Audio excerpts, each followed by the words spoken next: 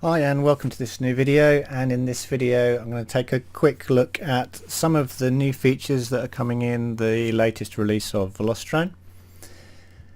First thing I'm going to look at is the new quads that we've added into this release. So these have been, pictures of these have been posted up on the VelociDrone community Facebook group already, but this is just a quick look at them in the sim. So the first one is the Archangel Orange. This is the DR1 Special Edition Archangel.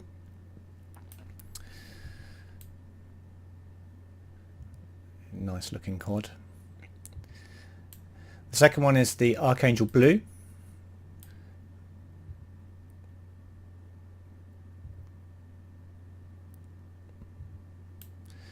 Okay, and then we have the Carbix, which is a vertical frame. This is the frame that I currently fly at the moment for racing. This is also the first time that we've used this particular graphic for motors. These are Brother Hobby, the Deadpool series of motors, the Returner R5 I think it is, or R6, R5, R6, I can't remember now, R5. So that's the Carbix. We've got a new freestyle quad, which is the MIB 5-inch drone racing parts, MIB 5-inch. So that's that one, which has got drone racing parts motors on, which are, these are like a rebranded Brother Hobby motor, I believe. So that's the freestyle quad. And did we add any others? Yes, we did. We added the Panda cavity. So this is the Panda with the 3D printed canopy, and we've got F40s, T-Motor F40s on there. So that's the Panda cavity, and I think that's it for new. Yep, that's it for new quads. So that's the new roster of quads. I think there's 5 in total that we've added. So let's just click through. So the next thing we've done is we've added favorites capability to the track selection stuff. So if I was to go to empty scene day, for instance, here, you'll see that there is a filter by favorite option here, and you click here and basically this turns the filter on. So now any scene that you click on, it's going to show you any favorites that you have set up, and you can see right here that I don't have any set up currently, so it's just showing no favorites. So if I untick the filter so I can see the tracks here, and I go to say empty scene day, and I decide that I quite like the California Clash track, then I can go up here and tick favorite. So this is now flagged this as a favorite track, and if I now turn the filter on, you can see that it will show me California Clash in there. And if I untick it, then it will disappear, like so. Go back here and I can tick it to put it back in, and let's say I also like Just Roll With It. So let's add that one as well, and the IO team race, we'll add that one as well. So now if I turn on favorites, we'll see my 3 that I've got here, and I can select them. So that's the way it works. If the tick box is on, then it will show you your favorite tracks for any scene, and if there aren't any, it will show you nothing. And with it off, it will show you all tracks for any scene. So the basics are you build up your favorites list and then just leave the filter on, and then as we add new tracks, if you like them, add them in. If you don't, then don't. So that's the new favorite capability that was requested by the community. Okay, so in terms of other stuff that we added to the sim, there is one new scene. All the scenes have actually been reworked for the new game engine, so you may actually notice some differences when you load them, that they may look a little bit different, or the lighting may be better, In most cases the lighting is better in most of the scenes, and they look a bit nicer. But we have one completely brand new scene, which is dynamic weather. And dynamic weather is exactly what it says. What dynamic weather does is it allows you in the track editor, if you're making a track in that scene, to control the type of weather you have in the environment. What I mean by that is not, is it raining or is it snowing? What I mean by that is what time of day it is, or whether it's night time, because you can have day or night, whether time is progressing and you can set how long a day would be. So you could have a day that's say 30 minutes long, and the sun would track across the sky, the lighting would all change, it would go into night time and so on. So you can control all of the lighting for the scene and the way it looks, and you also have some other little effects in there as well, like fog. So you can set fog, how thick it is, how high off the ground the fog stretches. The fog is kind of lit by the environmental lighting as well. So you can create a really different look to your tracks, and you can have the sun moving across the sky, or the moon moving across the sky, or it going from day to night, the whole thing completely changing in real time. So that's what dynamic weather does. And if we go to the track editor and I create a new track here on dynamic weather. Okay, so here we are in the dynamic weather scene. You can see it's kind of hills in the background and then a dynamic sky. There's this weather button over here, which if you click it brings up the things that you can control for the look of your scene. So what I'm just going to do is I'm going to add in some things that we can look at just to see how they're being lit. So let's put a flag in, and what else should we have? Let's put a marquee in here, there, like that. Just trying to get a few things in the scene, a few differing things in the scene that we can just see how the lighting is changing on them. So let's go.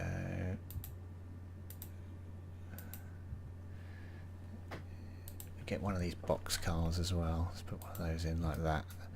Okay. So I'm going to look at it from the direction that the sun is coming from. So you can see here the shadows are falling away from me here. So I'm now looking at this as they are lit by the sun behind me. Okay, so we won't play around with the hour just at the moment. We'll play around with other things. So I can change the light intensity in here. So you can see I can bring my lighting up. I can make it much brighter in here, or I can take my lighting down. Or you can have it really, you can completely blow it out if you want to. But you can set the lighting, as you can see, as to how bright you want it.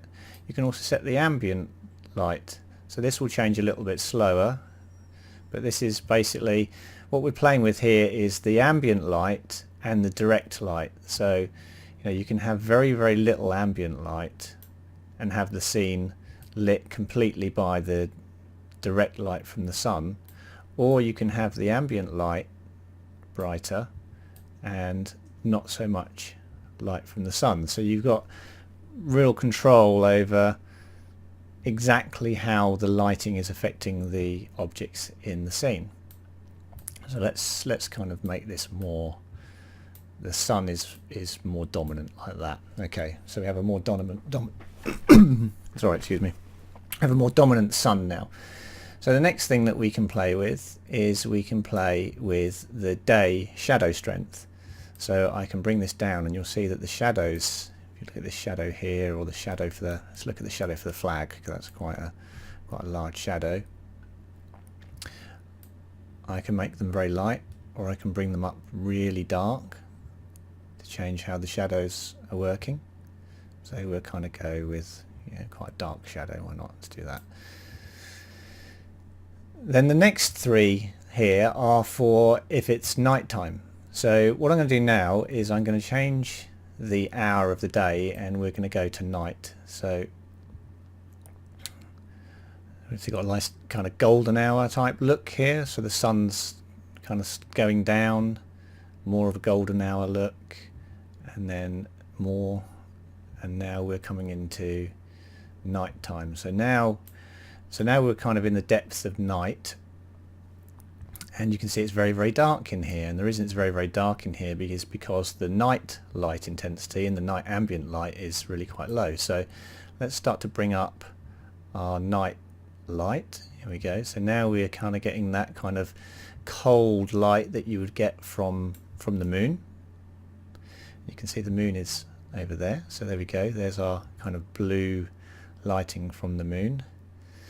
And then we've got the night shadow strength here as well, which is up at 1. So we can have that less. The moon's not as bright as the sun, so we can have a less dominant shadow from that.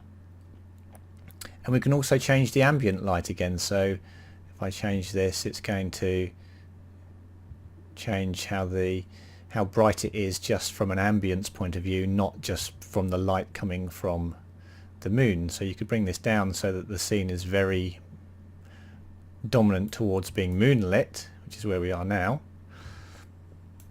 Or I can bring it up and say, well, it's just not a very dark night. So you've got quite a reasonable ambient light as well. Okay, so that's the night lighting capability, and you can set all of these individually. So let's bring it back into daytime. Let's bring the sun back up. The other thing you can do is you can say, well, actually you could set the time to be this time of day if you wanted to. Everything being lit from, this is more of a golden hour look now to the scene, which your track will load onto other people's machines with all of your lighting settings. That's the point of this. But what we could do is we could say, actually, I don't want static lighting, I want dynamic lighting. I want the lighting to change whilst the scene is running. So we could say, okay, well, we're going to have dawn happen, I suppose. So we'll go to here. So it's kind of,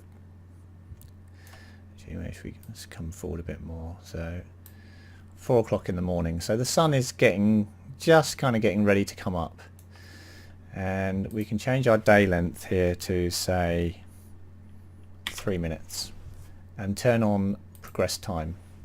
So now the sun is going to come up, and you can see that the lighting is changing and the sun is starting to come up now. Hasn't come over okay, now it's just coming over, and we can see our shadows are now progressing with the movement of the sun. You can see the sun coming up there, moving across the sky, and you can see our shadows moving with the sun as it progresses. And we can set our day length to whatever we want it to be. So I've set this fast so that you can see what's going on here and how the lighting is changing as the sun moves through the midday position and comes back down again. Now the other thing that you can control with regard to how the lighting works is that you'll notice that we didn't really get an overhead sun in this instance. So if I just turn off progress time for the moment, it will go back to my settings, and if I put us to midday, you'll notice that these shadows aren't directly overhead, and that's because here we have our latitude and longitude. So we can actually change here where in the world we are in order to determine what the path of the sun is going to be across the sky, or our UTC. And we can also change what month we're in. So if I come here and I go into June, or into June, you can see that these shadows have shortened here now because we've got a more directly overhead sun. If I go this way, you'll see they're lengthening because it's more towards winter. But if I come up here towards June, they're shortening, so the sun's becoming more overhead.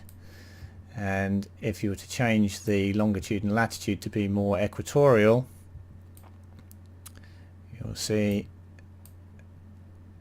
that you can get a much more overhead type sun position by changing your longitude and latitude. And at the moment I can't remember what longitude and latitude you need for the equator, but you can see there we're pretty much dealing with an overhead sun now, so the sun's directly above. So you can control all of that as well in terms of your lighting, so you can set your longitude and latitude to be where you live, and the month and the year to whatever you want it to be, and it will create the lighting conditions for where you are in the world for that month and for that time of day. And lastly, you can change the cloud coverage. So if we look up at the sky, you can see at the moment we've got about a 0.4. So if I bring this down, whoops, wrong one, it's down, you'll see my clouds start to dissipate away until I can go for completely blue sky if I want to, like so. Or I can bring my cloud coverage up and we can go all the way to 1 to get a much more kind of moody cloud coverage, or you can go anywhere in between. So you could say, okay, I want a kind of partly cloudy sky. And this of course is an animated sky, so you will see the clouds tracking across the sky, and the sun's rays are also affected by the clouds as well, or the intensity of them. So the last thing that you can turn on is fog. So I'm just going to turn this down so it's not too strong when we turn it on, and bring the height down just to 2 meters. So turn this on and you can see we've now got kind of a gentle fog here. Now you wouldn't normally get fog at midday, so let's just bring our hour down so that we've got a more kind of representative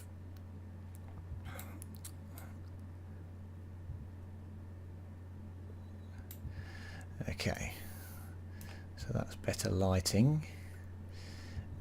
So you can see the fog here now, and I'm going to bring the daylight intensity down so that we've got a more kind of moody feel to the scene. Take the ambient down a little bit as well.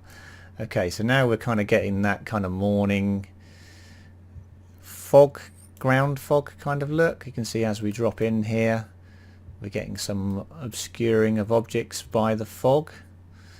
And if I go back to my fog settings, now I can kind of play with densities, so I can bring the density of the fog up like this, and if we drop down in here you'll see it's starting to shield things.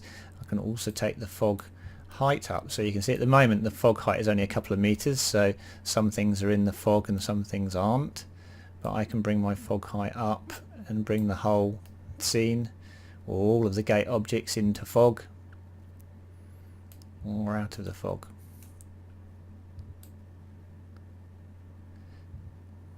And you can have really quite strong fog if you want, so it's quite almost unflyable type fog.